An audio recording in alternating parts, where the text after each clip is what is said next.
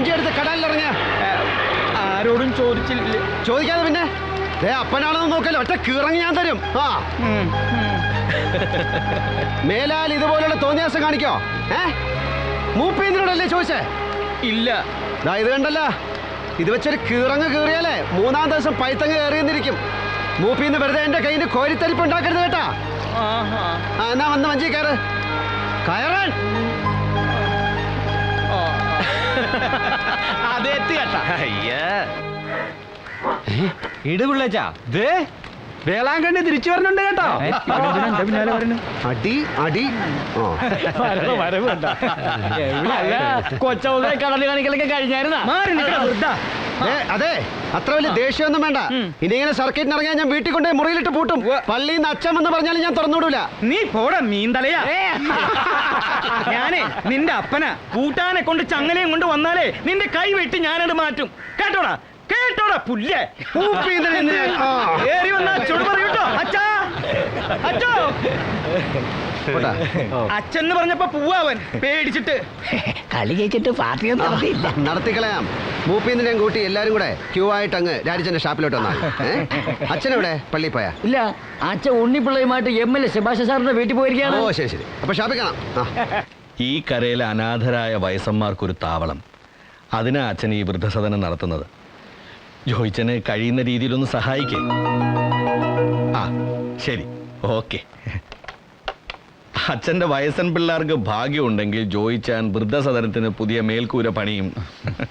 സ്വർണം വിറ്റ് കിട്ടുന്ന പൂത്ത കാശാനെ കയ്യില്. എവിടുന്ന്? ഞാൻ കുറെ ശ്രമിച്ചതല്ലയോ. ആ പാവങ്ങള് ഭാഗ്യമില്ലാത്തവരാ. പിന്നെ ഇസഹാക്കിന്റെ സന്മനസ്സുകൊണ്ട് അന്നം മുട്ടാതെ കഴിയുന്നു, അത്ര തന്നെ. ഇസഹാക്കോ? അതേന്ന്, അവന്റെ അപ്പം വേളാങ്കണ്ണി സദനത്തിലാ. കടാലിൽ പോയി കിട്ടുന്ന 500 ആയാലും 5000 ആയാലും അവൻ അവർക്ക് വേണ്ടിട്ടാ ചെലവാക്കുന്നത്. തള്ളെ കടലെടുത്തെങ്കിലും പെറ്റ വേറിന്റെ പുണ്യം എന്നൊക്കെ പറയുന്നത് ഇസഹാക്കിനെ പോലുള്ളവരെയാ. ഇവിടെ എനിക്കും ഉണ്ടൊരു സന്തതി, അറിയാലോ അവന്റെ സ്വഭാവം. ഇസഹാക്കിനെ കാക്കുന്നത് മാലാഖയാണെങ്കിൽ അവന് കാവൽ നിൽക്കുന്നത് ചെകുത്താനാ. അതാ അവൻ ജനിച്ചപ്പോ തന്നെ തന്തയുടെ തലയെടുത്തത്.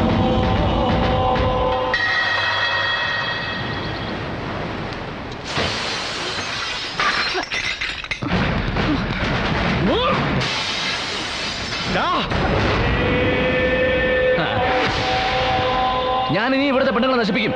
വിളിക്കണം എന്റെ പോലീസിനെ, വിളിക്കാൻ.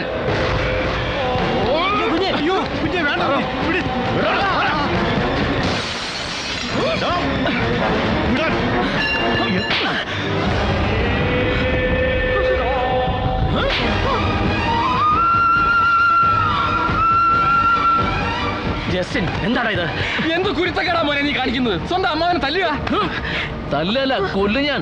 കൊന്ന് കടലറിയും. ഇയാൾ ആ തള്ളക്ക് ദൈവമായിരിക്കും, പക്ഷെ എനിക്ക് പുല്ല പുല്ല്. മാറോട്.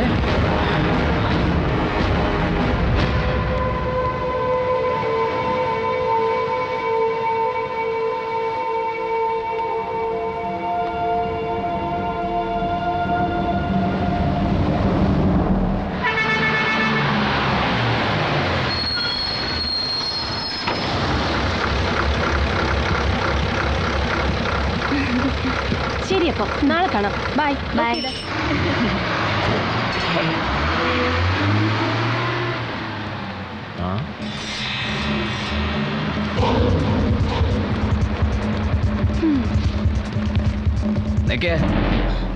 നീ ഉണ്ണിപ്പിള്ളയുടെ മോളല്ലേ?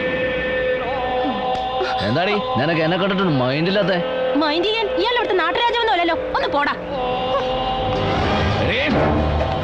അത്രയ്ക്കാണ് നീ.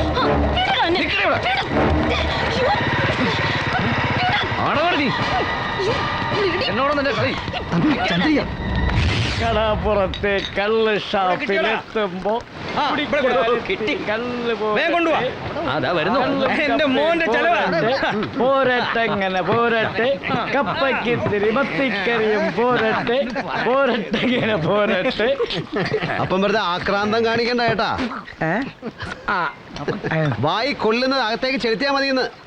വെപ്രാളം കാണിച്ച് ഇവിടെയൊക്കെ വൃത്തിയേടാക്കിയാല് കഴുക ആ പൊട്ടിപ്പെണ്ണ് മാത്രമേ ഉള്ളൂ. എന്റെ ചെക്കൻ പറഞ്ഞത് കേട്ടല്ല, ആരും ആക്രാന്തം കാണിക്കണ്ടെന്ന്. കിഴവന്മാർ ഇവിടുത്തെ സ്റ്റാക്ക് തീർക്കണ ലക്ഷണമാണ് കേട്ടാ. കളി ജയിച്ചതിന്റെ പേരും പറഞ്ഞ് ഇച്ചാൻ ഇതിന്റെ വല്ല ആവശ്യം ഉണ്ടായിരുന്ന? സാരമില്ല രാജേശ, എന്നും കുന്നും പച്ചക്കഞ്ഞി ഉപ്പാവും കേസല്ലേ, വല്ലപ്പോഴും വായിക്ക് രുചിയായിട്ട് കഴിക്കട്ടെന്ന്. എന്താടി പെണ്ണേ, ഇവന് വല്ലതും നേരത്തിനും കാലത്തിനും വെച്ച് കൊടുക്കണുണ്ടാ നീ? എന്നാ പിന്നെ ഇച്ചായനോട് തന്നെ ഇരിക്കല്ലേ, എനിക്ക് ആ ഉണ്ണിപ്പിള്ള ചേട്ടനെ ഒന്ന് കാണാനുണ്ട്. ഓ, ഉണ്ണിപ്പിള്ള ചേട്ടനെ കണ്ടിട്ട് നിനക്കങ്ങ് കോരിത്തരിക്കണമല്ല. ചന്ദ്രിക കോളയെ വിട്ട് വന്ന് കാണും. പോട് കാര്യങ്ങളൊക്കെ മുറ പോലെ നടക്കട്ടെ. പക്ഷേ ഒരു ചോദ്യമുണ്ട്. നീ ആ പെണ്ണിനെ സ്വപ്നം കണ്ട് നടക്കാൻ തുടങ്ങിയാൽ ഈ പൊട്ടിപ്പെണ്ണിന്റെ കാര്യം ആര് നോക്കും? ഇവള് നിന്റെ മുറപ്പെണ്ണല്ലടാ.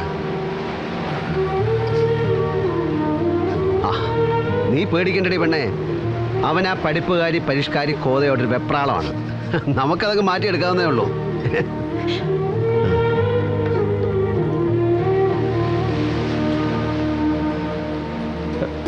ഇത്രമാത്രം വിഷമിക്കാനെ കൊണ്ട് എന്താണ് പ്രശ്നം?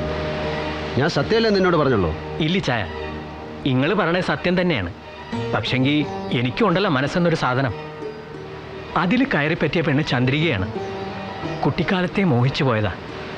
ഇനി എത്ര കഴുകിയാലും തുടച്ചാലും പോവില്ല. ഒരു പെണ്ണ് മനസ്സിലോട്ട് കയറിയ ആണിന്റെ ശങ്കിലുണ്ടാവണ പെടപെടപ്പ് ഞാൻ ഈ ചായനോട് പറഞ്ഞു തരണ്ടല്ലോ. വേണ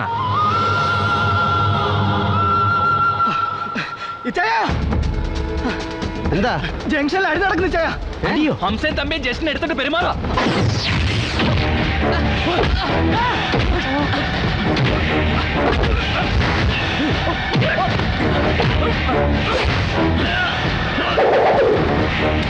ജസ്റ്റിനെ തൊട്ട് കളിക്കുന്നതല്ലടാ. ചായ നന്നായിട്ട് കിട്ടിയടാ. പടി. ഇവൻ തന്നെ ഉപദ്രവിച്ചോടി ചന്ദ്രയെ. ആ, ഇനി ആ ജസ്റ്റിനെ നീ എന്തിനാടാ ഈ കരയിലെ പാവപ്പെട്ട പിള്ളേരെല്ലാം ഇങ്ങനെ ഉപദ്രവിക്കണേ? നോക്ക്, നിന്റെ അമ്മാവൻ സെബാസ്റ്റ്യൻ സാറിനോട് നമുക്കൊക്കെ സ്നേഹവും ബഹുമാനമാണ്. അതുകൊണ്ട് തന്നെ ഇത്രയും നാൾ നിന്റെ കൊള്ളരുതായ മകൾ സഹിക്കുകയും ചെയ്ത് ഇതിപ്പോ അവസാനമായിട്ട് ഒരിക്കൽ കൂടെ ക്ഷമിക്കാനും തയ്യാറാണ്. നീ പെങ്കൊച്ചിനൊരു മാപ്പ് പറഞ്ഞിട്ട് നേരെ വൈകുമ്പോ വീട്ടിൽ പോകാൻ നോക്കിയാണ്. അങ്ങനെ പോയില്ലെങ്കിൽ നിങ്ങൾ എന്ത് ചെയ്യും?